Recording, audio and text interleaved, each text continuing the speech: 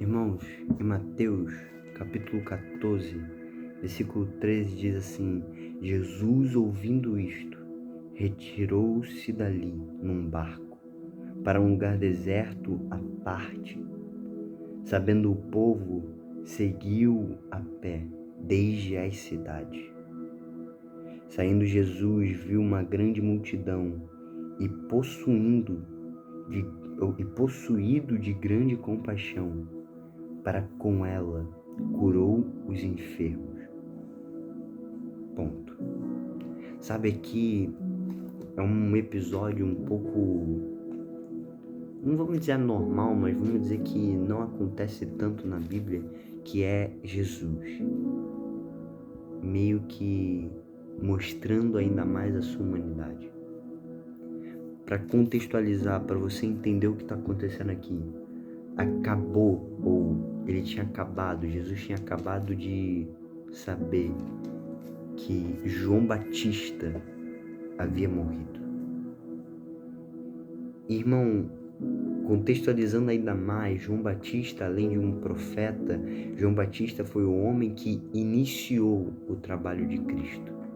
João Batista foi aquele que abriu a porta, ou seja, João Batista foi o que muitas das vezes a gente vê por aí, que são pessoas preparando outras pessoas que mal sabe ela, que vai ser grandes homens.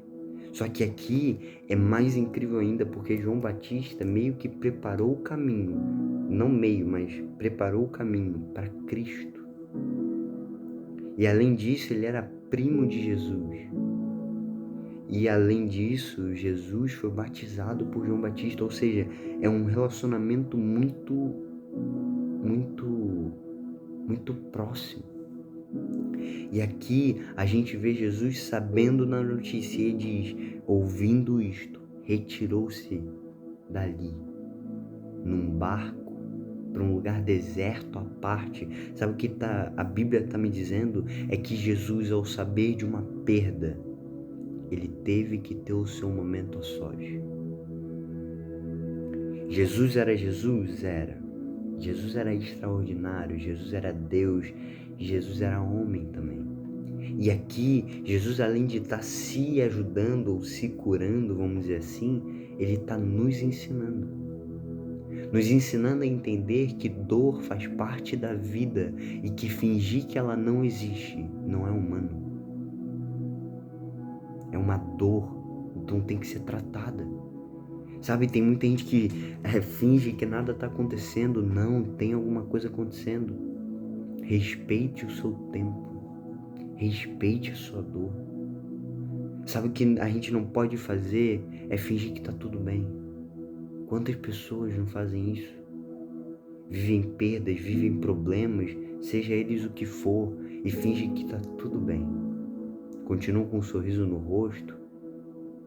Só que no fundo isso é prejudicial. Por quê? Porque uma hora aquilo que está aqui dentro não vai mais ter lugar para ficar. E uma hora isso pode se tornar ainda pior. Sabe, perdas é normal. Jesus tinha perdido um primo, um amigo, alguém que preparou o caminho para ele, alguém que era próximo. E o que ele faz não é fingir que está tudo bem. O que ele faz não é olhar para a perda e dizer: olha, tá bom. Não, ele se retira. A gente pode também lembrar de um outro episódio em que havia morrido um amigo de Jesus chamado Lázaro. E tinha 4 dias que o Lázaro estava morto. Antes de Lázaro morrer, as irmãs dele tinham mandado alguns mensageiros para dizer: olha, Jesus, o amigo a quem você ama, está doente.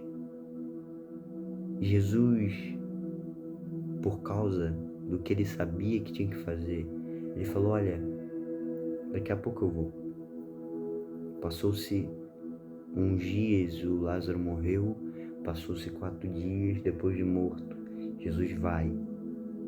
E quando ele chega, a mulher, a irmã de Lázaro, chega para os pés de Jesus e diz: Jesus, se você não tivesse demorado, o meu irmão não teria morrido.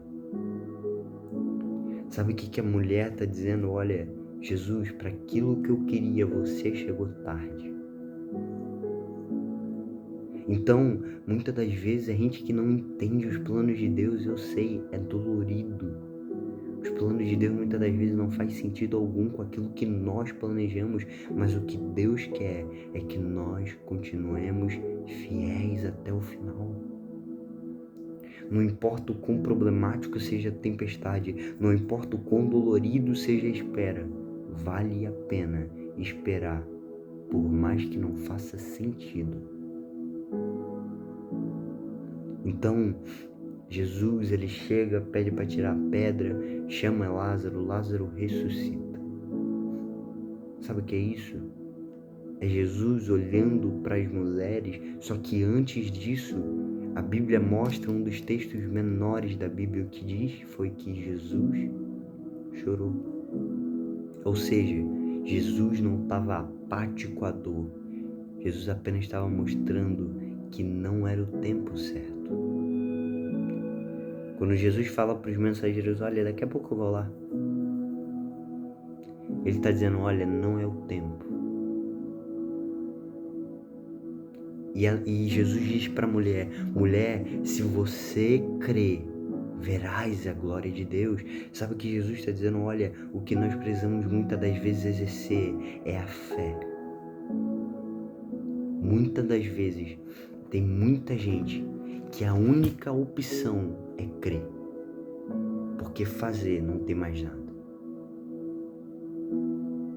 E o problema é que muitas das vezes a gente está assim. Só que a gente, ao invés de crer, a gente murmura, reclama, diz que Deus está atrasado, diz que Deus está errado, diz que Deus errou o endereço. E não. Quando Jesus demora, ou quando aparentemente ele está atrasado, é porque não era o tempo certo. Espera, confia, descanse no Senhor. E o mais ele fará. Confie no Senhor e o mais ele fará. Sabe, o que nós precisamos começar a entender e a fazer é exatamente isso, confiar, descansar. A dor, ela faz parte da vida. Jesus também sofreu, mas quando ele perdeu um amigo, o que ele fez não é fingir que está tudo bem, ou reclamar, ou dizer, Deus, por que você fez isso? Não, ele apenas respirou, foi para um lugar deserto, foi para um lugar sozinho. O que aconteceu não sei, mas conhecendo, provavelmente ele orou. E o que ele fez depois disso é que, olha isso, irmão, independente do quão sofrimento, o quão sofrido estava sendo para ele a perda de João Batista, ele viu a multidão. Ele viu, e com compaixão, e por compaixão, saiu do barco, foi até a multidão e curou os enfermos. Sabe o que é isso? É que ao invés de você priorizar a dor, priorize a sua missão, priorize o seu propósito. Não é que você vai se ignorar a dor, não. É que enquanto você está se curando, obviamente você tem que ter o seu tempo, mas se já está melhor, continue cumprindo o seu propósito. Não torne a dor uma pedra, uma âncora que te mantém preso a um lugar, sendo que Deus já mandou há muito tempo você avançar. Sabe, a gente tem que começar a medir, ter equilíbrio, que é um principal. A gente tem que começar a equilibrar as coisas, equilibrar as emoções, colocar não somente esperar em Deus, obviamente, mas também começar a entender que a minha dor não pode se sobrepor à minha missão. Quando Paulo, e assim eu finalizo, Paulo vai orar ao Senhor dizendo, Senhor, tira de mim o espinho da minha carne. Ele diz, não, a minha graça te basta, a presença dele te basta. Em nome de Jesus, que você tenha uma semana extraordinária e que você possa entender que as dores fazem parte da vida. O que nós não podemos fazer é deixar que a dor se sobreponha à minha missão, que a dor se torne uma âncora e que me paralise para sempre. Em nome de Jesus, que Deus te abençoe, que a sua semana seja cheia de Deus e que você possa meditar nessa palavra. Amém.